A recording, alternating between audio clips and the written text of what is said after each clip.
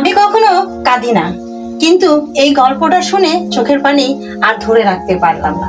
একজন বৃদ্ধ বাবা প্রতিদিন ছেলের জন্য চা বানাতেন।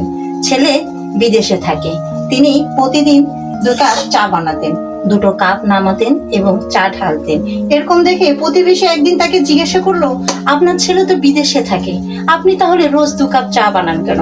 সে বৃদ্ধ বাবা বললেন, ছেলে একদিন আমার আসবে, সেদিন যেন এসে সে ঠান্ডা চা না পায়। যথারীতি বাবা মৃত্যুর আগের দিনও 2 কাপ চা বানালেন এবং 2 কাপ নামালেন। ছেলে তার আসেনি। ভালোবাসা প্রমাণ চায় না, প্রত্যাশা চায় না, ভালোবাসা নীরবে অপেক্ষা করে। আপনার জীবনেও যদি এমন কেউ একজন থেকে থাকে, তাহলে আজই কল করুন, তাকে একটিবার কল করুন।